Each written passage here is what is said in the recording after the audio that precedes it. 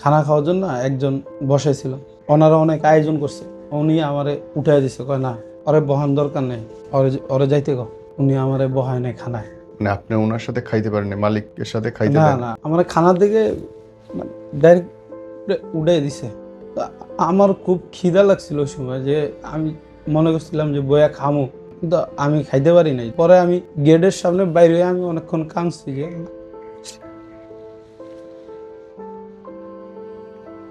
আপনার সাথে খাওয়াও যাবে না, এত ছোট করে দেখতেছে।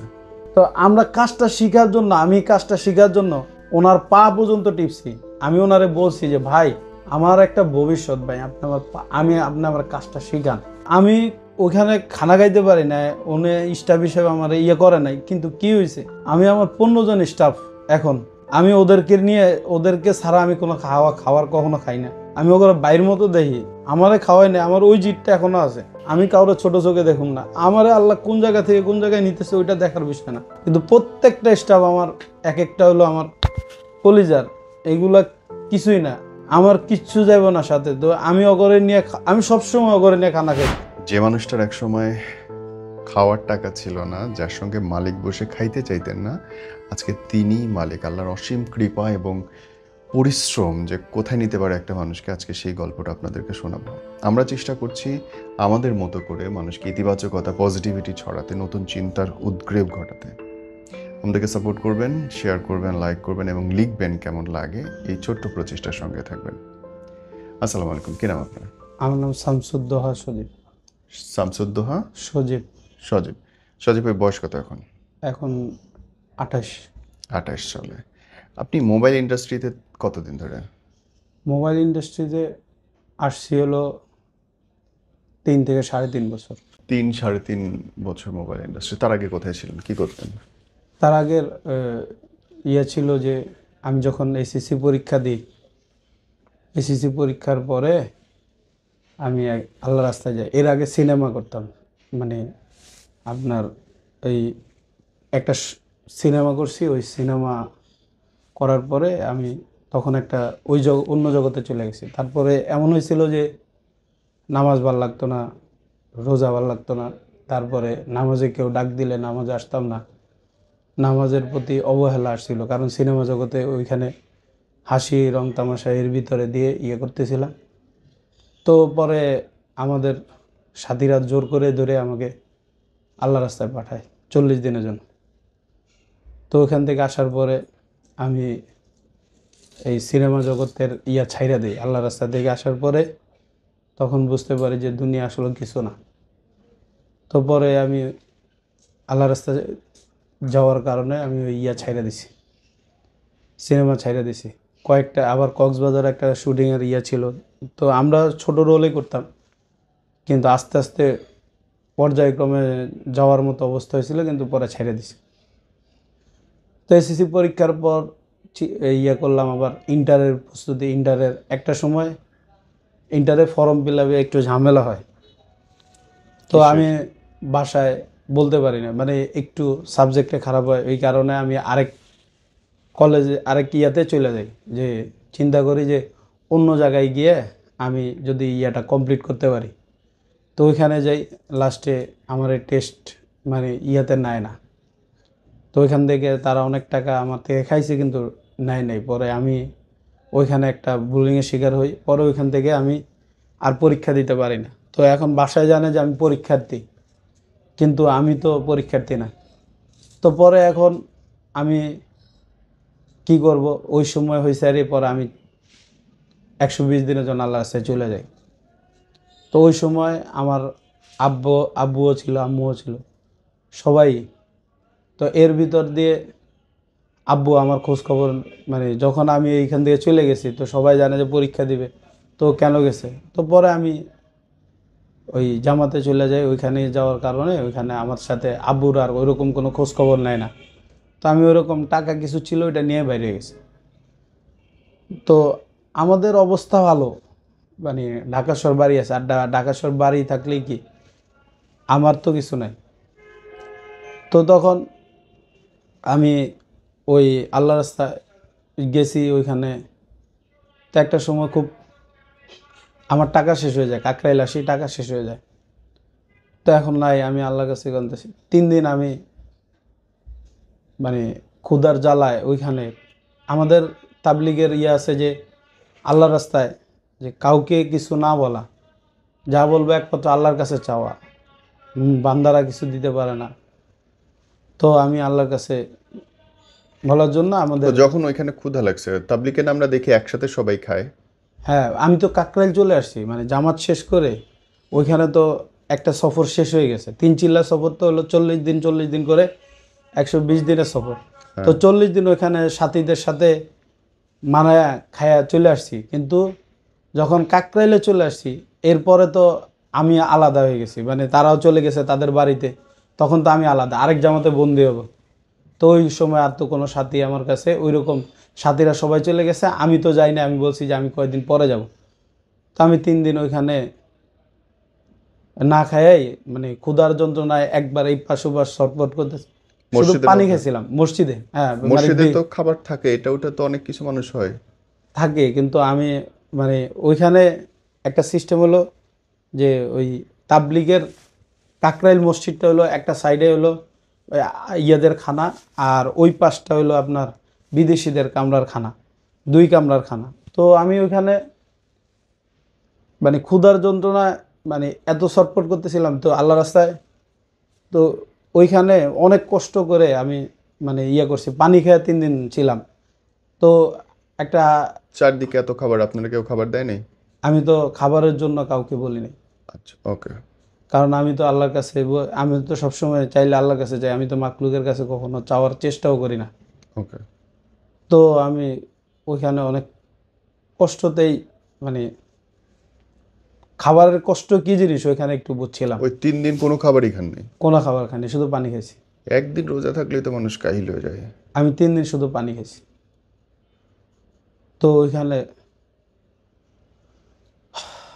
তো ওই পানি খাওয়ার পরে 3 দিন পর আবার একটা সফরে আমি নাম লেখাই। তো নাম লেখানোর পরে ওইখানে আবার আমার সফরে থাকা অবস্থায় আমাকে জিম্মাদার বানিয়ে দেওয়া হয়। তো এখন আমার পকেটেও টাকা নাই, আমাকে বানিয়ে দিছে জিম্মাদার। এখন কেমনে কি করি? তো আমি ওই ওইখানে থাকা অবস্থায় আমি ওই জামাতে সব সাথীদের করতেছি। তো আমি বলছি তাওয়াক্কাল তো আল্লাহ, আল্লাহ একটা ব্যবস্থা করবে। তো পরে এখন সাথীদের থেকে টাকা উঠাবে, এখন আমি সাহেব আমি সেজদায় পড়ে অনেকক্ষণ আল্লাহর কাছে বলতেছিলাম যে জিম্মাদারও বানাই দিছে, এখন টাকাও নাই, কেমনি কি করব। মানুষের অবস্থা না থাকলে তখন আল্লাহর প্রতি মানুষ ঝুঁকে বেশি। তো ওই সময় করার পর এখন জিম্মাদার বানাই দিছে, এখন টাকা উঠাবে। তো আমি পকেটে হাত দিছি, বাইর করতেছি না, টাকা তো নাই, আমি তো দিতে পারতেছি না। এর ভিতরে আমার এক সাথী ভাই বলতেছে, আমি সাহেব আপনার এখন দেওয়া লাগবো না, থাক আমি দিয়ে দিই। ওই সময় তো আমি রোজা, আরেক দিনে রোজা রাখছি। তো ওই রোজা অবস্থায় আমি ওইখানে করে আমার কাছে দেওয়া লাগবে না। তো আমরা 1000 টাকা করে উঠছে। তো আমরা একটা করে গাড়ি সোয়ারি ঠিক করে সদরঘাট যাই। তো সদরঘাট গিয়েই আমি ওইখানে, আমি রোজা সবাই জানে, তো এক একজন এক একটা আনতেছে করতেছে। তো আমি ওই সাথীরা বলতেছে আমি সব খান খান, তো অনেক কিছু আনলো। তো পরে আমি ওই রাত্রে কোনো রকম হয়েছে, ক্ষুধার যন্ত্রণা আছে, এর ভিতরে লঞ্চের ভিতরে শুয়ে আছি। ওই লঞ্চের ভিতরে শুয়ে থাকা অবস্থায় আমি ওই এক সাথী ভাই, যে সাথী ভাই আমরা টাকা দিছে, ওই যে আমার ওই টাকাটা দিয়ে দিছে, ওই সাথী ভাই আমাকে উঠে বলে আমি সব চলেন। আমি কই? বলে চলেন ক্যান্টিনে যাই। তো ক্যান্টিনে গেছে, উনি 2টা মাছের মাথা নিছে। তো মাথা নিয়ে আমারে 1 পিস দিছে, উনি 1 পিস দিছে। তো উনি বলতেছে আমি সব খানা, আমার তো অনেক দিনে ক্ষুধা, মানে ভাত অনেক দিনে ক্ষুধা। তো আমি ওইখান থেকে ভাত অনেকগুলা মানে খাইছি, আমি 2 প্লেট খাই বলেছি। তো এরপরে ওই সাথী ভাই আমার বলতেছে আমি সব মাছটাও খান, খাইছি। তো খাওয়ার পর ওইখানে ওই 1000 টাকার ভিতর কয়েকদিন চলছে। এখন আবার টাকা উঠাবে। এখন এর ভিতরে আমাকে, আমি আল্লাহর কাছে খুব দোয়া করতেছি, এর ভিতরে আমার এত বড় এক ফোড়া, মানে আমার একটা ফোড়া হয়েছে। ওই ফোড়ার বিষে থাকতে পারতেছি না, কোনো দিকে লড়তে পারতেছি না।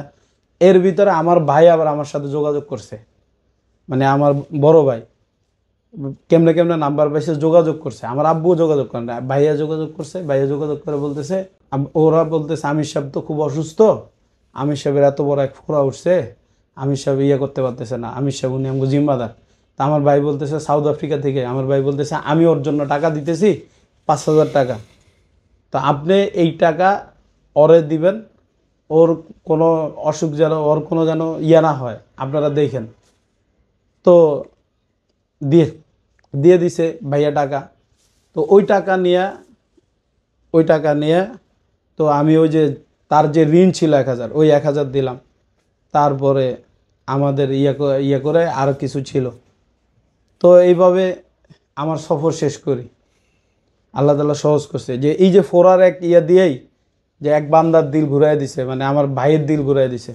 তো আমার 3 চিল্লা সফর শেষ হয়, অনেক কষ্ট করে 3 চিল্লা সফরটা করি। তো এরপর আসার পরেই চিন্তা করি যে হালাল ইনকামের জন্য, এখন হালাল ইনকাম করতে হবে, যেই কোনো কিছু হোক হালাল ইনকাম করতে হবে। তো আমি এক জায়গা থেকে আমার এক সাথী ভাই আমাকে 50,000 টাকা একটা ব্যবস্থা করে দেয়। ওই 50,000 টাকা হাতে নিয়েই আমি ব্যবসা করব। কি ব্যবসা করব? আমার এক সাথী ভাই, একজন আল্লাহ রসুলের সুন্নত আছে, সব আছে, উনি আমার বলতেছে শামসুদ্দোহা, তুই যদি কোনো ব্যবসা করস, ফুটপাতে ব্যবসা করতে পারস, পাঞ্জাবির ব্যবসা, ওইটা খুব লাভজনক একটা ব্যবসা, অল্প টাকায় কিনবি, বেশি টাকায় বিক্রি করবি। আমার একটা রেট বলে দিল। তো আমি বললাম ঠিক আছে, কিনবো যে কোথায় থেকে? তো উনি বলতেছে যে আমি তোরে কারখানা দেখাই দিব। তো আমার কারখানায় নিয়ে গিয়ে উনি বলছে তুই আমার ছাড়া যাইস না। আমি 2-3 দিন ওনারে ছাড়া কোনো জায়গায় যাইও নাই। তো পরের দিন উনি আমারে নিয়ে কারখানায় গেছে। তো আমার কাছে তো টাকা আছে, উনি জানে। তো উনি আমারে 200 পিস পাঞ্জাবি উনি আমাকে কিনে দিছে। আর কথাবার্তা আমি বলছি ওনার সাথে, ওই যে পাঞ্জাবির আড়তদার, ওনারা আমি বলছি যে ভাই পাঞ্জাবি আপনার কেমনে কি? বলছে ভাই 200 টাকা। উনি আমারে বারবার বলতেছে শামসুদ্দোহা, এগুলা কিন্তু 300-400 করে বেচা যাইব, এগুলা 200-র বেশি, 200-তে কমাইস না, এগুলা কমাইলে আমার মান-ইজ্জত থাকবো না। তো আমি কমাই দেবো, 180 টাকা কমাইছি।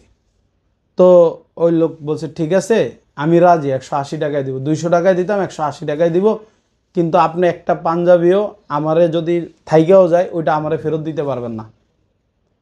তো আমি সরল মনে আমি চিন্তা করছি যে মাহফিলে যাবো, ওই চরমনায় মাহফিলে সব ব্যস্ত হয়ে যাব, কোনো ব্যাপারই না, এটা তো কোনো বিষয় না, দূর হয়ে 200 পিস, এটা তো কোনো ইয়ে না। উনি আমার যেভাবে স্বপ্ন দেখাইছে।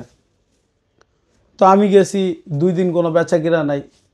3 দিনের দিন আল্লাহর কাছে খুব দোয়া করতেছি, পাঞ্জাবি বেচতে পারতেছি না, এদিক দিয়ে মানসিক টেনশন, এদিক দিয়ে তারে নিয়েও আমি ওই চরমনার মাহফিলে, সেও আমার সাথে গেছে, গিয়ে সে আমার সাথে 1,000 টাকা করে, সে আমার বলছে 1,000 টাকা করে আমার পার ডে দিবি, আমি তোর ব্যবসারে সামাল দেবো।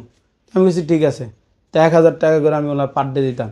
তো উনি ব্যবসা করতো, উনি ইয়েটি আয় না, ঘর টর করে আমরা একটা ওইখানে একটা ভাড়ার মতো নিয়ে আমরা পাঞ্জাবি করছি। তো শেষের দিন চরমোনা মাহফিলের শেষের দিন মোনাজাতের পর আমাদের অর্ধেক পাঞ্জাবি বিক্রি শেষ।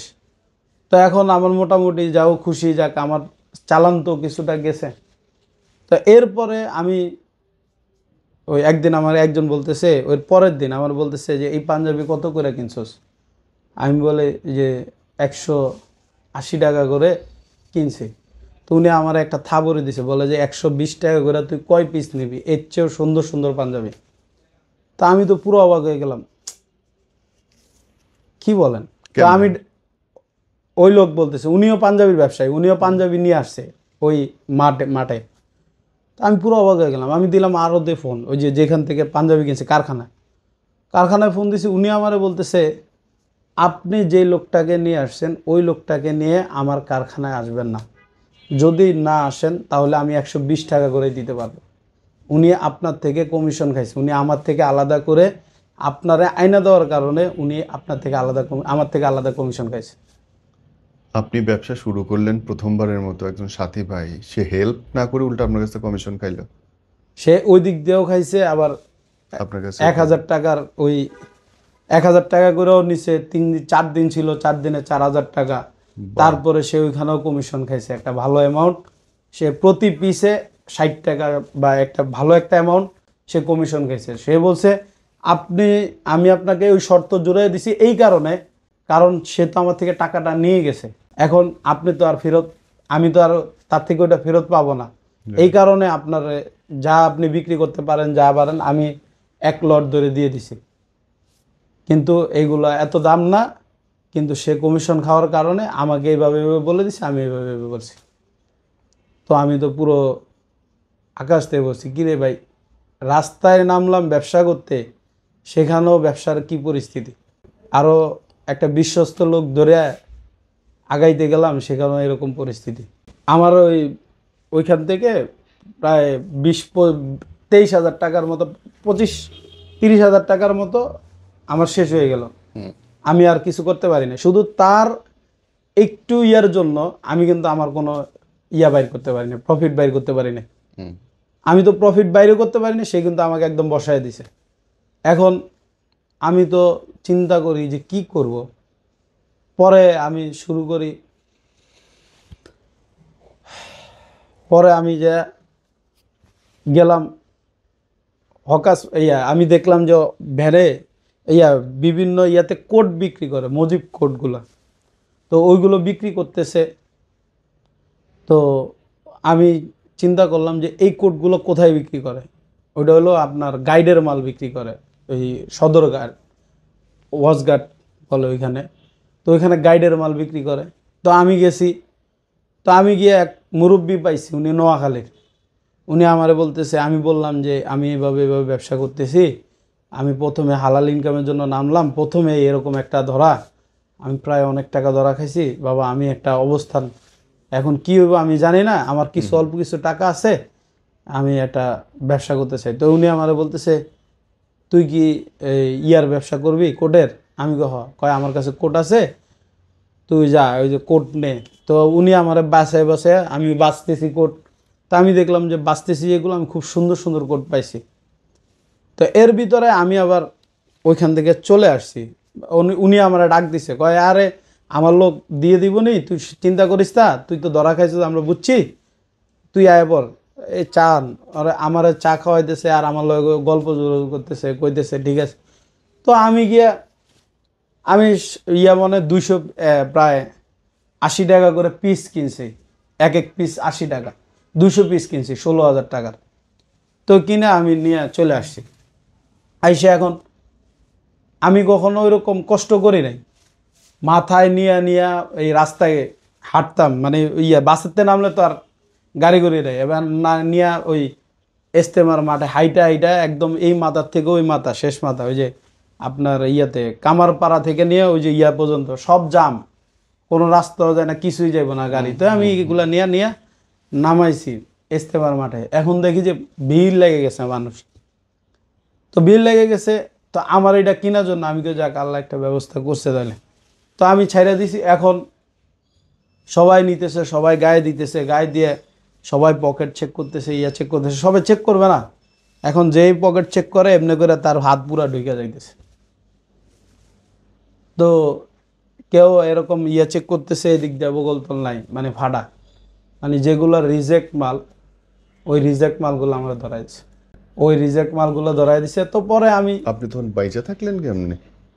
আমি তো পুরা রাস্তার ভিতরে মানে করছি, কি করবো, কোন দিকে যাব, যে এই যে একটা রাস্তার ভিতরে একটা ব্যবসা করতে আসছি, হালাল ব্যবসা, এর ভিতরে এরকম পরিস্থিতি, কোর্টে হাত দেই, যেই হাত দেয়, যেটাই হাত দেয় ওইটাই নেই। তো পরে আমি চিন্তা করলাম প্রায় 16,000 টাকা আমার শেষ, আমার কাছে আর অল্প কিছু টাকা আছে, আমি কি করব,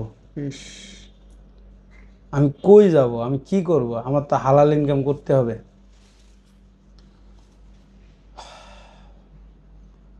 তো ওই ওই কোটের ব্যবসায় আমি তো ওনারেও খুব বিশ্বাস করছি। আসলে বিশ্বাস করতেই মানুষ যেখানে বিশ্বাস করে ওখানে ঠকে বেশি, একদম। তো আমি ওখানে প্রচুর বিশ্বাস করছি, ওনারেও বিশ্বাস করছি, এনারও বিশ্বাস করছি। এদিক দিয়ে এখানে প্রায় 25,000, এদিক দিয়ে 16,000, আমার কাছে আর অল্প কিছু টাকা আছে। তো এখন আমি কি করব, আমি চিন্তা করতেছি হালাল ইনকাম করতে হবে, যেটাই হোক। রাস্তায় নামছি যখন রাস্তার ইয়েতে, কিন্তু আমাদের ঢাকা শহর বাড়ি আছে, আমার আব্বু আমারে সব দিক দিয়ে সাপোর্ট দিতেছে, কিন্তু আমার অবস্থান তো আমার তৈরি করতে হবে। আমার আব্বু হয় আমি আইসা থাকতেছি ইয়া করতেছি, কিন্তু আমার অবস্থানটা তো আমার তৈরি করে নিতে হবে, আমার হালাল ইনকাম করে তো আমার চলতে হবে। আমি তো আব্বুর উপর ডিপেন্ডেন্ট হইলে চলবে না। তো এই কারণে আমি আবার আমার অনেকে অনেক কিছু বলছে, রাস্তায় নেমে এসে ব্যবসা করতেছে। আমাদের এই যে টাউন হল বাজার, মোহাম্মদপুর টাউন হল বাজার আমাদের দোকান আছে। তো টাউন হল বাজারে দোকান আছে, ওইখানে আমি তো এখন কি করব। এখন পরে আমি চিন্তা করলাম যে কি করা যায়। পরে আমি শুরু করলাম হলো, পরে আমার একজন ধরলো, এক ভাই ধরলো, ধরে বলতেছে যে উনি আমার লগে অনেকক্ষণ ওই মাহফিলে পড়েছে, কয় তোকে মতো হুজুররা তোরা এইসব ব্যবসায় কি লেগে আইসস, তোরা তো ইমামতি করবি ইয়া করবি। তখন তো আমি ইয়ারে, তোরা তো ইমামতি করবি এই করবি, তোরা এখানে কি লেগে আইসস, তোরা এই জগৎটা তো ভালো না। তো এগুলো হলো রাস্তার জগৎ, আর রাস্তার টাকা থাকেও না। কেমনে থাকে না, ধরেন আপনার ইনকাম করছি আজকে 2000 টাকা, ওই আমার মাল টাল নিয়ে যাইতে যাইতে ওই খাইতে খাইতে ওই 1000 টাকাও থাকে না। পরে আমার একজন বলতেছে যে একটা ব্যবসা আছে তুই করবি। আমি কই কি? কয় অল্প চালান লাগবো, আমি তোরে ইয়ে দিয়ে দেবো, মেলা টেনা দেবো। উনি হুজুর মানুষ, উনি আমার বলতেছে তুই ওই যে একটা ব্যথার ওষুধ আছে মসজিদের সামনে বিক্রি করে, জি জি জি। ব্যথার ওষুধ, ওই যে ইয়ের সামনে দাঁড়ায় যে ব্যথার ওষুধগুলো বিক্রি করে।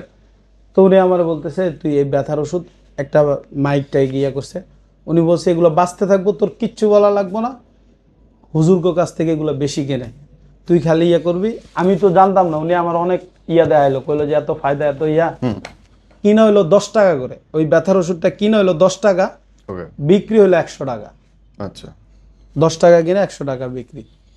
তো আমি বিভিন্ন মসজিদের সামনে যাইতাম, যে ওই ব্যথার ওষুধ লাগাই দিতাম, ব্যথার ওষুধ ইয়া করতো, চলতো। তো ব্যথার ওষুধ আমার দেখে মানুষ নিত, অনেক বিশ্বাস করে নিত।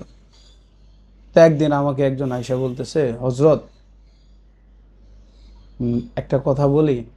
বলছে আপনাকে দেখা মানুষ কিন্তু এই ওষুধগুলো নেয়, আমিও নিছি 2টা, কিন্তু আমার একটুও কাজ হয় নাই। এটা শুধু 2 মিনিট 5 মিনিট একটু ব্যথা প্রথমবার যে দেয়, ওইবার ভালো থাকে।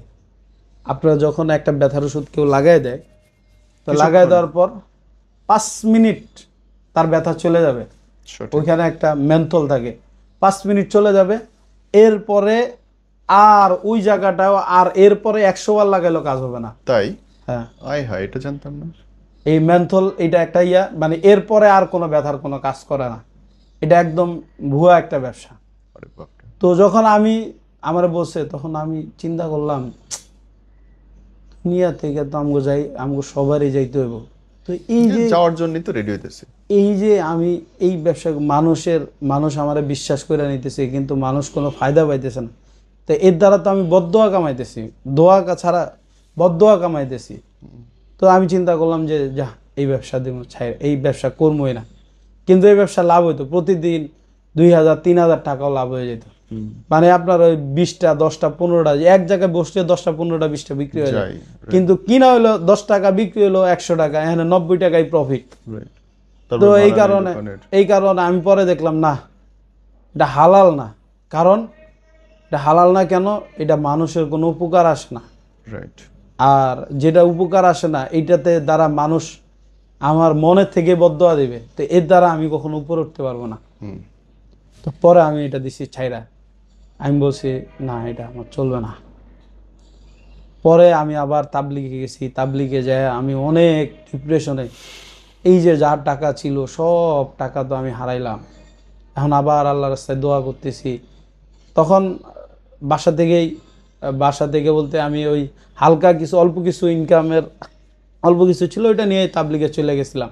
বাকি টাকাটা নিয়ে তাবলিগে চলে গেছি, ওইখানে যে এক চিল্লা দিয়া আসার পরে মিরপুরে আমার এক বন্ধুরা, ওই মিরপুরে ওরা আমারে বলতেছে ইয়াতে আমার এই মোহাম্মদপুরে এক চাচা বলতেছে মোবাইলের কাজ শেখো, আচ্ছা। মোবাইলের কাজে আগাইতে পারবা, মোবাইলের কাজ অনেক চাহিদাপূর্ণ কাজ। তা আমি চিন্তা করলাম মোবাইলের কাজ শিখা যায়, তো কার কাছে ঢুকবো? তো আমার আব্বু আমার খুব মহব্বত করে। আব্বু আমারে 10,000 টাকা ব্যবস্থা করে দেয়, ভাইয়া ভাইয়া আব্বুর মাধ্যমে 10,000 টাকা। টাকা মানে শিখতে আবার টাকা লাগবে কেন? মোবাইলের কাজ শিখতে গেলে টাকা লাগে কেন? এখন 30-40 হাজার করে লাগে। আমি বলতেছি স্টোরিটা। এখন মোবাইলের কাজ প্রচুর জনপ্রিয়, বর্তমানে বাংলাদেশের সবচেয়ে চাহিদাপূর্ণ কাজ হলো মোবাইলের। হ্যাঁ, মোবাইল এখন একটা বর্তমানে চাহিদাপূর্ণ ইয়ে হয়ে গেছে, যন্ত্র। ডিভাইস। হুম। তো মোবাইলের কাজ শেখার জন্য আমি গেছি, 10,000 টাকা উনি আমাকে দিছে, ওনার হাতে দিছে। তো ওনার হাতে দেওয়ার পর উনি আমারে বুকে জড়ায় নিয়ে বলতেছে যে, আমি তখন বাইরে খুব স্টোরি, আমার সবগুলা কাহিনী বললাম। তো উনি আমার বলতেছে যে, ঠিক আছে তুই চিন্তা করিস না, আমি তোরে আমার আব্বারে কইছে আপনার পোলারে 3 মাস পরে আপনার পোলা যে 10,000 দিছে, ওই 10,000-এর যদি প্রতি মাসে 30,000 করে না কামায় দিছে, আপনি তারপরেও কেন। তো উনি আমার আব্বু টাকা দিয়ে দিল।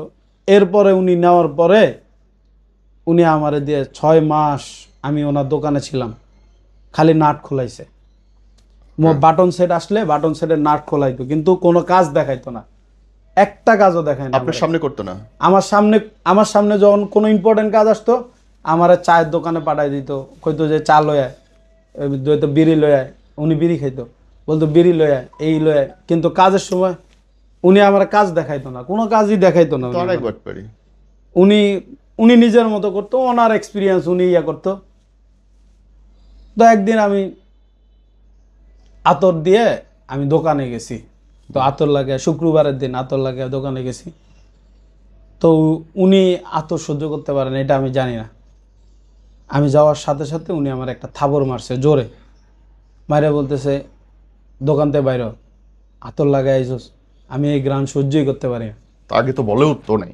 হ্যাঁ, বলেও নাই কখনো। হ্যাঁ। আমার একটা থাবর মারছে, হুম। শুধু একটা না, কয়েকবারই থাবর টাবর মারছিল। আরে বাপরে। তো মানে ওইখানে মোবাইলের কাজে নিয়ে আমাকে উনি কি করছে, গুলিস্তানতে ডিসপ্লে আনাইতো, ইয়ার থেকে ডিসপ্লে আনাইতো। ওনার যখন যেটা, উনি কাজের সময় কোনো কাজ দেখাইতো না, উনি খালি আমার হেল্পার হিসেবে আমি দৌড়াইতাম।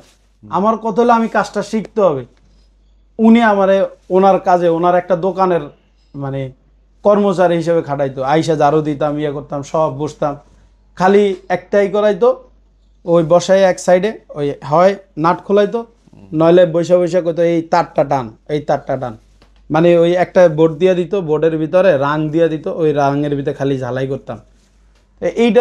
এইটাতে আমি সারাদিন করলেও তো আমি কিছু শিখতে পারবো না, আর নাট খোলা দিয়ে শিখতে পারবো না। তো আমি চিন্তা করলাম যে এখানে আমি কাজ শিখতে পারবো না, আমার ওইখানে হবে না। হুম। তো আমি কি করলাম, তো আমি চিন্তা করলাম যে কি করি।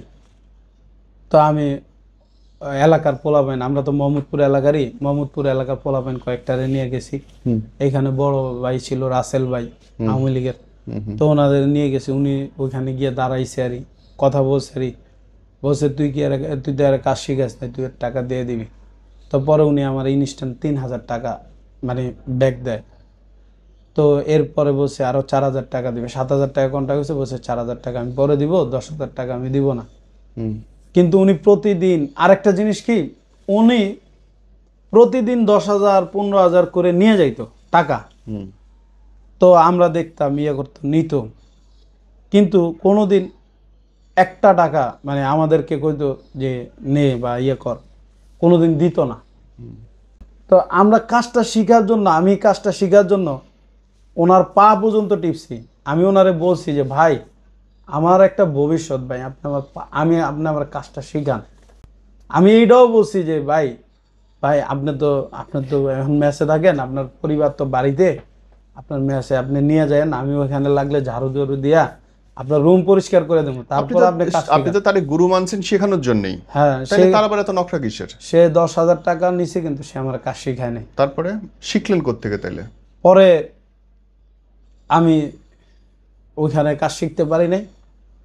পরে আমি আবার ওইখান থেকে আমি আবার প্রতি বছর চিল্লা দেই, ওই যে 6 মাস গেল আবার আরেক চিল্লার সময় আসছে, আমি আবার চিল্লায় চলে গেছি আল্লাহ রাস্তায় 40 দিনের জন্য।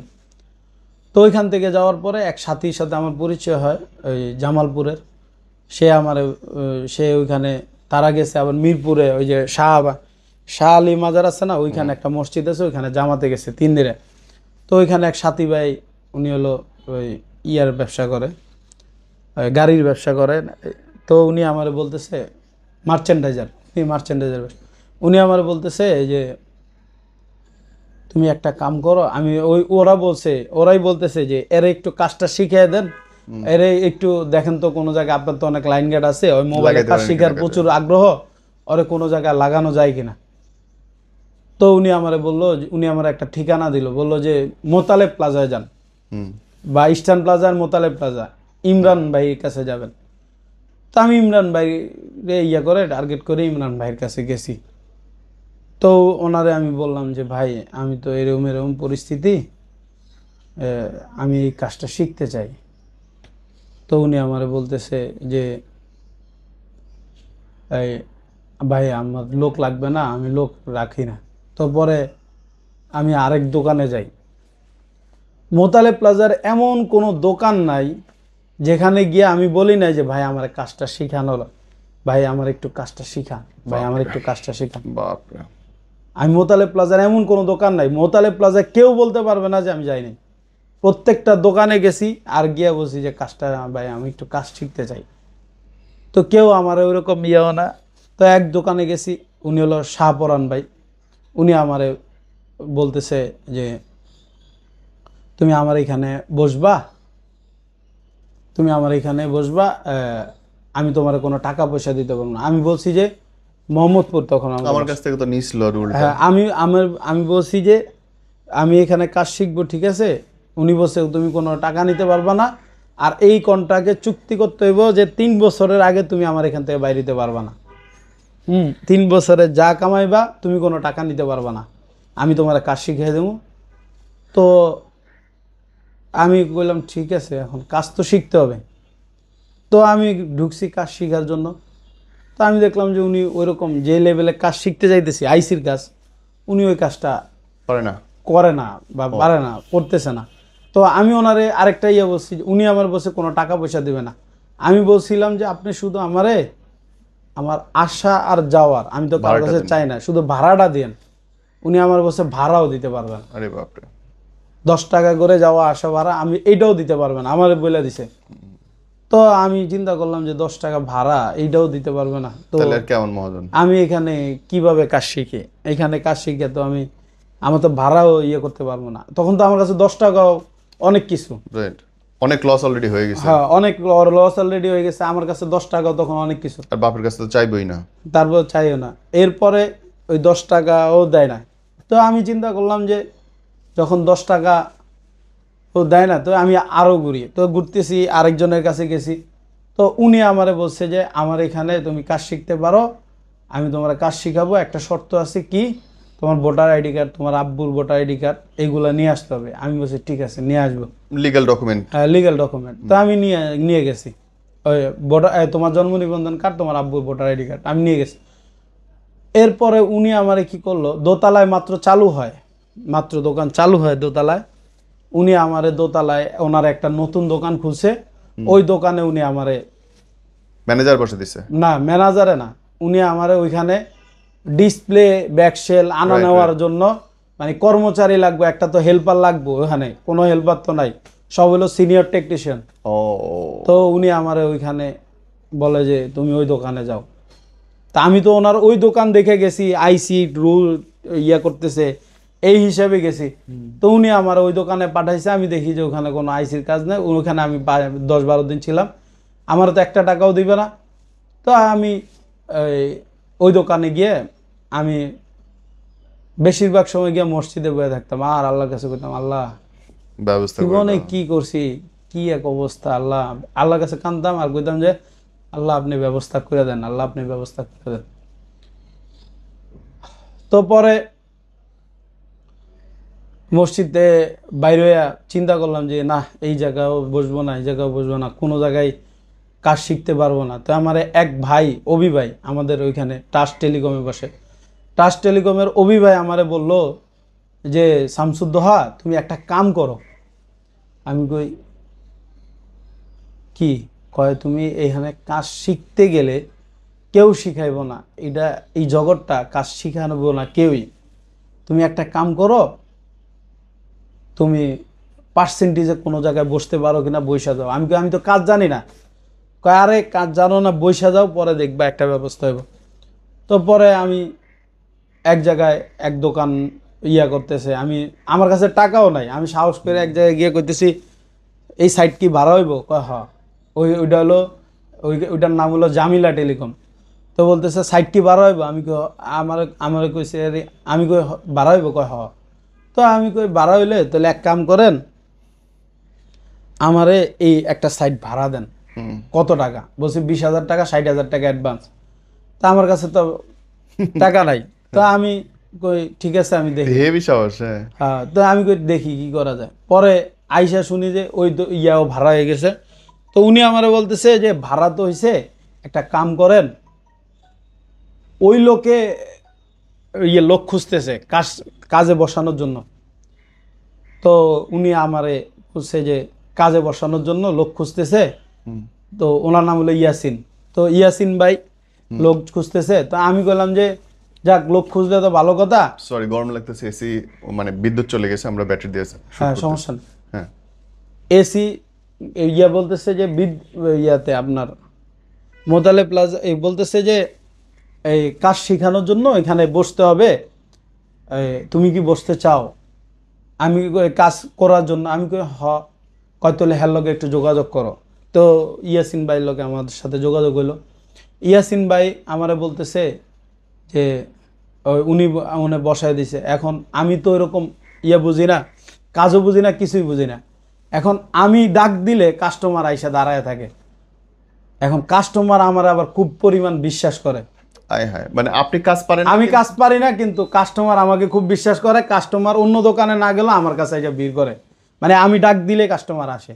মজা তো ওই ইয়াসিন ভাই দেখলো এই পোলা কাজ পারে না, কিন্তু কাজ ধরতে পারে।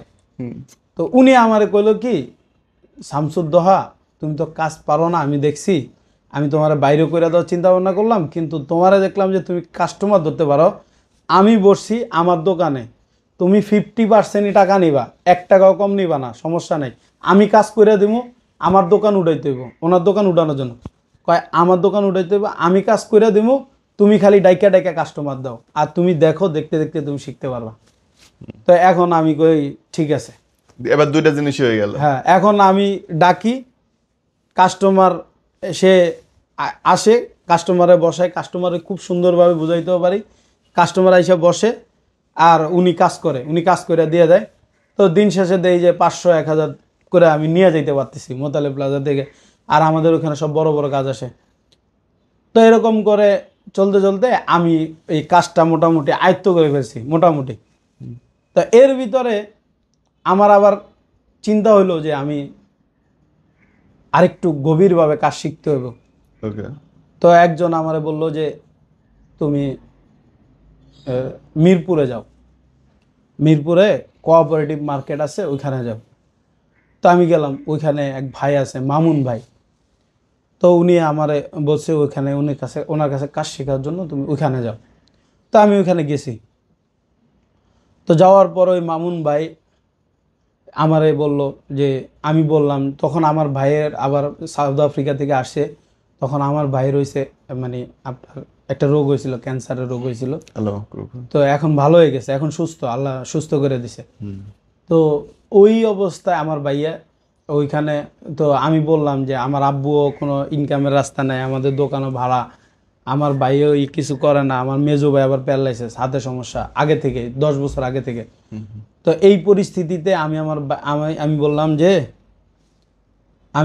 যে করি, এই আমি আবার কাজটা শিখতে হবে। তো ওনারে বললাম যে এরকম, উনি আমার বুকে জড়ায় নিল, বলল যে তুই টাকা জোগাড় কর, আমি তোর কাজ শিখিয়ে দেবো। উনি আমার বুকে জড়ায় করে। আমি বললাম যাক, পাইলাম যে কাজ শিখিয়ে দিবে বলছে।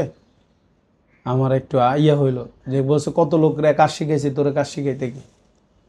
তো আমি ওনার যন্ত্রপাতি, ওনার দেখা, এসির পুরা ইয়েগুলো দেখা, তো আমি দেখলাম যে ওনার এখানে ভালো অবস্থা, তো আমি এখানে কাজ শিখতে পারবো। এর ভিতরে উনি ওই লোক এই আপনার উনি আমারে বলতেছে মিরপুরে যার কাছে আমি গেছি, তো তো আমি দেখলাম যে একরকম যন্ত্রপাতি টন্ত্রপাতি সব আছে ওনার কাছে। তো আমি চিন্তা করলাম যে উনি তো আইসির কাজে করতেছে, যাক আমি আইসির কাজটা শিখতে পারবো, আমার সাহস হয়েছে যে যাক আমি কিছু কইরা খেতে পারবো। ওইখানে কাজ করি। ওইখানে কাজ করার জন্য টাকা আমি ওনারে দেই 10,000 টাকা। তো যেই দিন 10,000 টাকা দিছি, মানে ওনারে দেওয়ার পরেই আরেক দোকানে একজন কর্মচারী লাগবে, ওনারে বইলা রাখছে। তা আমি তো কাজ শেখার জন্য গেছি। উনি আমাকে ওনারই দোকান আরেকটা নতুন চালু করছে। উনি আমার ওই দোকানে আরেকজনের লগে হেল্পার দরকার, ডিসপ্লে আনা, ব্যাকসেল আনার জন্য। উনি আমার দেখাইছে একটা, উনি টাকাটা দেওয়ার পরে উনি আমার আর চিনেই না। উনি আমার আরেক দোকানে বলে যে ওই দোকানে গিয়ে বস। তো ওই দোকানের লোক বলতেছে টাকা খাইছে হয়, আমি তোরে কাজ শিখামুকে। খাইছে হয়, তুই ওর কাছে যা। তা আমি এদিকেও গেলে এদিকেও গেলে, আমি তো এখন একটা ভেবা ছেঁকা পড়ে গেছি। কিরে, এখানে গেলে এই কয়, এখানে গেলে হ্যাঁ কয় এই এই শিখাইব, এই কয় এই টাকা খাইছে, এই কেমনি শিখে এই টাকা খাইছে হ্যাঁ শিখাইব। তারপরে আমি ওইখানে ছিলাম প্রায় 3 মাসের শিখলেন কার কাছ থেকে আপনি? 3 মাসের মতো ছিলাম ওইখানে। তো 3 মাস থাকার পরে আমি একদিন আমার দিয়ে প্রতিদিন খানা আনাইতো, অনেক দূর দূরান্ত থেকে, অনেক দূরে দূরে গিয়ে খানা আনাইতো। তো আমি খানা আনছিলাম। তো খানা আনার পরে আমার অনেক দূর দূরান্ত থেকে খানা আনাইতো। তো আমি একজন বসাইছিল, আমারে বসাইছে যে বস, খানা খাওয়ার জন্য একজন বসাইছিল। তো ওনারা অনেক আয়োজন করছে, উনি আমারে উঠাই দিছে, কয় না ওরে বহান দরকার নেই, ওরে যাইতে গো। উনি আমারে বহায় নেই খানায়। মানে আপনি ওনার সাথে খাইতে পারেন, মালিকের সাথে খাইতে না পারেন? না, আমি আমার খানা থেকে ডাইরেক্ট উড়ে দিছে। আপনার সাথে খাওয়াও যাবে না, এত ছোট করে দেখতেছে। আমার খানা থেকে ডাইরেক্ট উড়াই দিয়া বলতেছে যে না, ওর লগে আমি খাইতে পারব না, আমাকে খাওয়া চলবো না, ওরে বাইরে যেতে কো, ওরে বাইরে যেতে কো। তা আমার খুব খিদা লাগছিল ওই সময়, যে আমি মনে করছিলাম যে বয়া খামু, কিন্তু আমি খাইতে পারি নাই। তো পরে আমি গেটের সামনে বাইরে হয়ে আমি অনেকক্ষণ কাঁদছি যে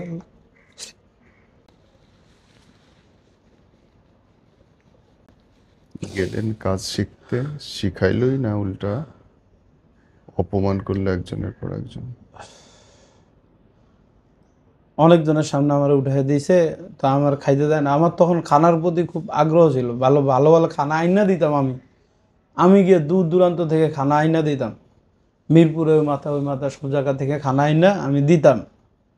তো উনি আমারে খানা থেকে উঠে দেওয়ার পরে তো আমি এক সাইডে গিয়ে অনেকক্ষণ আল্লাহর কাছে বলছি যে কি করব, আল্লাহ জীবনে কি রাখছো কপালে।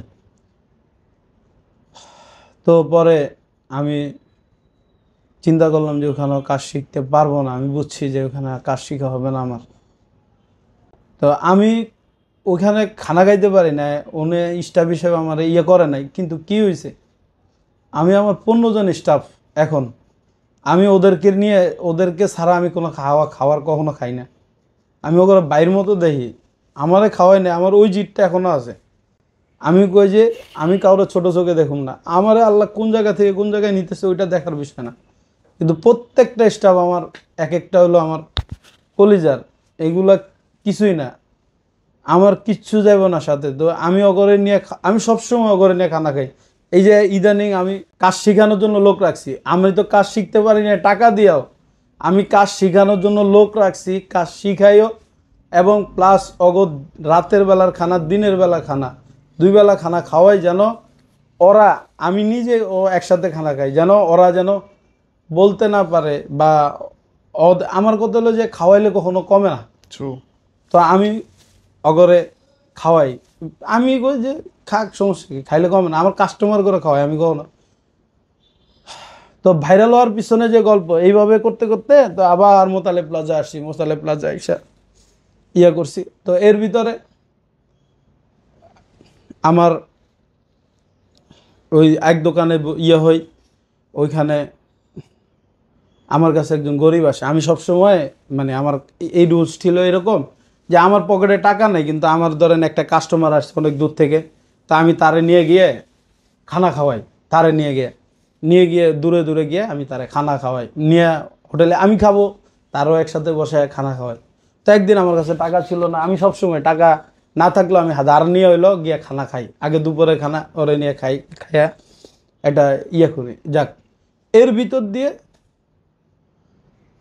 এর ভিতর দিয়ে এক ভাই আসছে, আইসা বলতেছে আমারে যে ভাই, আমি আপনারে দেখে আমি কারোর কাছে চাই না, আমি অসহায়, খুব অসহায়। কি হয়েছে? আমার পরিবার অসুস্থ হয়েছিল, আমি এই ইয়াতে শাহবাগের সামনে বিক্রি করি, ফল বিক্রি করি। আমার পরিবার অসুস্থ হয়েছে, তো ফলের টাকা টুকা সব দিয়ে দিছি। এখন আমার পরিবারও না খাওয়া, আমিও না খাওয়া, আমিও কিছু খাই নাই, এরকম বলতেছে। তো আমার দিলে লেগে গেছে। তা আমি করছি কি, আমার ওই মালিকের এই বাগিনার থেকে 1000 টাকা ধার নিছি, নিয়ে ওই মালিকের দোকানে ধার নিয়ে আমি বলছি যে আমার এক লোককে দিয়ে পাঠাইছি, বলছি যে আরে কিনে দিয়ে ওইখানে নিয়ে বসায় দিও, যেখানে উনি ব্যবসা তো কিনা নিয়ে ওইখানে নিয়ে বসায় দিচ্ছি, উনি ব্যবসা করতেছে। তো এর ভিতরে মালিক আসছে, আইসা টাকার গরমিল কি হয়েছে, বাগিনা কইছে যে ওই দোয়াবাই নিছে, দোয়াবাইয়ের একটা কারণে। তো তখন আমার ইনকামও নেই, তখন আমার ইনকামও কম। আমি 1000 টাকা নিয়ে নিয়েছি, 3 দিনের ইনকাম বা 2-3 দিনের ইনকাম।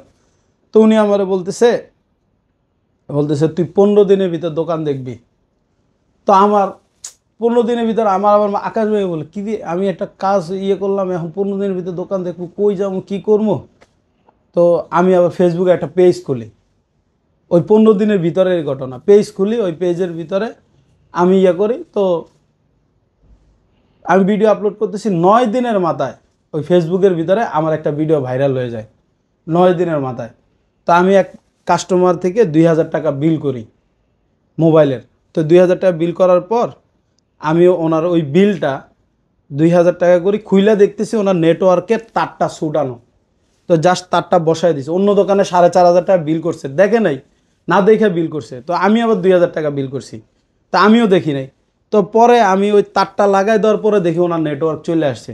তো আমি এর থেকে কি টাকা নিব, আমি আর কোনো টাকা নেই নাই। তো আঙ্কেল বলছে আপনি এটা ভিডিও করতে পারেন। তো আমি ভিডিও করে এটা ছাড়ছি।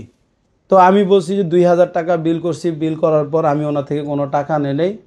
এই কথাটা আবার পুরা বাংলাদেশে ভাইরাল হয়ে যায়, 21 লক্ষ লোক দেখে ফেলায়। এই যে আমার কাস্টমার আসা শুরু। আলহামদুলিল্লাহ, সে তো জীবনটা চেঞ্জ হয়ে গেল ভাই। এই যে না খাওয়া, খাওয়া থেকে উঠে দেওয়া, এবং আজকে আল্লাহর মতো আজকে 15-20 জনের রিজিক আল্লাহ আপনার হাত দিয়ে দিচ্ছে, এ থেকে মানুষ যদি শেখে, কি শিখতে পারেন বলতে ভাইয়া? এখানে শিখতে পারলো পরিশ্রম। আমি তো অনেক পরিশ্রম করছি এবং সততা। সততা। পরিশ্রমের ভিতরে আমার এক উস্তাদের কাছে আমি অনেক দিন ছিলাম, ওই মোতালে প্লাজায়। তো উনি মানে ওনার দোকানে ছিলাম, যে উনি আমারে বলতেছে, ওনারও একটা ভিডিও আছে, আমি দেখাবো নি। উনি বলছে আমি ওরে অনেক জাস্টিফাই করছি যে ওর ভিতরে সততা আছে। আমি আজ পর্যন্ত একটা কোনো পার্টস বা একটা নাট বা একটা কখনো খুইলা, মানে একটা আছে না যে অনেক বদনাম আছে না মোবাইলের জগতে, যে খুইলা রাখা দেয়, আমি কখনো একটা কিছু রাখি নাই। আমার নিজের প্রয়োজন, তারপর আমি রাখি নাই। আমি কত দেখছি যে নিজের প্রয়োজন খুইলা কাস্টমারেরটা রাখা দিয়া আরেকটা দিয়ে দিছে, কিন্তু আমি রাখি নাই কখনো। ওই সততার উপরে উঠা চলে আসার কারণে আল্লাহ তাআলা আজকে কোন জায়গায় নিয়ে দাঁড় করাইছে। আল্লাহ আপনাকে আরো বড় করবে ইনশাআল্লাহ, এবং আপনি সততা এবং পরিশ্রমের যে নজির স্থাপন করছেন, আল্লাহ নিশ্চয়ই আপনাকে দেখার লক্ষ্য মানুষকে শেখাবে। থ্যাংক ইউ ভাই, আসসালামু আলাইকুম।